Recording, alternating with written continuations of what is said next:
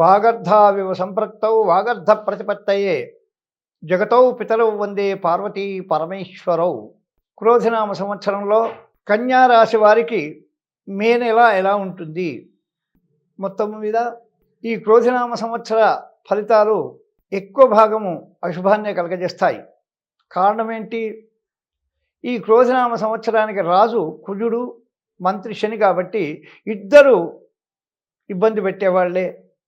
కాబట్టి కాస్త జాగ్రత్తగా ఉండాల్సినటువంటి సమయం. అందులో కన్యా రాశి వారికి టో పా పీ పు షం నా ఢ పే పో టేటో పాపి ఉత్తర, అట్లానే పూషణాల హస్త కే కోహాయి పునర్వసు అంటే పేపోరారి చిత్త.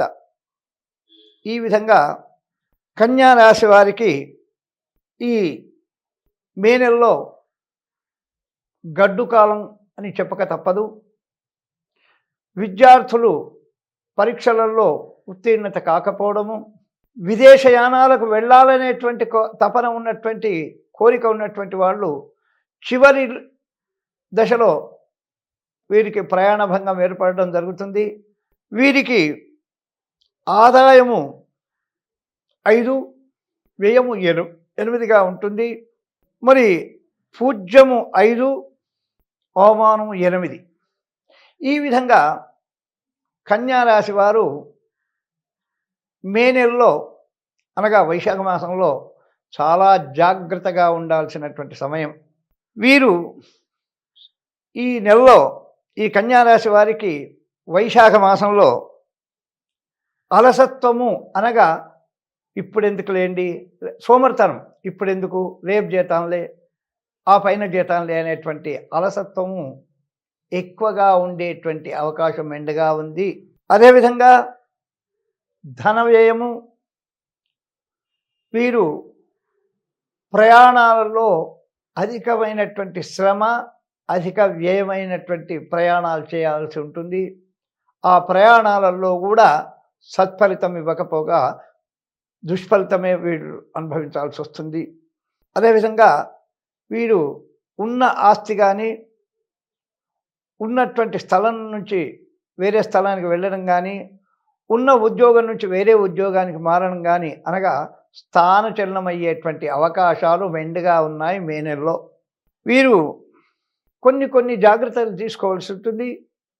వీరు ఉదయం లేచి స్నానం ముగించుకొని ఎవరితో మాట్లాడకుండా నవగ్రహాల దగ్గరికి వెళ్ళి ప్రదక్షిణ చేసి కాళ్ళు చేతులు కట్టుకొని ఆ గుళ్ళో ఉండేటువంటి ప్రధాన దేవతను అర్చించినట్టయితే, దర్శించినట్టయితే వీరికి శుభ ఫలితాలు వచ్చేటువంటి అవకాశం మెండుగా ఉంది. వీరు కార్య విఘ్నాలు, రుణ బాధలు, వీరికి మే నెలలో తమ మిత్రుల శత్రుల గుట్ట తథ్యము సుమతి.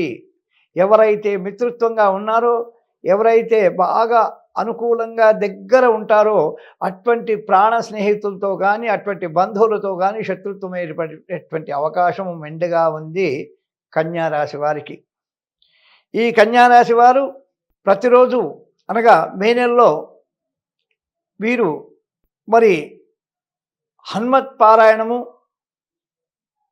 హనుమత్ దండకము, హనుమాన్ చాలీసా, ఆంజనేయ స్వామి దేవాలయానికి వెళ్ళి ప్రదక్షిణ, అదేవిధంగా రామరక్షా స్తోత్రం కూడా చదువుకున్నట్టయితే, లేదు బాలకాండ, రామాయణం బాలకాండ చదివినా కానీ వీరికి శుభాశుభ మిశ్రమ ఫలితమయ్యేటువంటి అవకాశం ఉంది. కాబట్టి మొత్తం మీద కన్యా రాశి వారు ఈ మే నెలలో చాలా జాగ్రత్తగా ఉండాల్సినటువంటి అవకాశం మెండుగా ఉంది.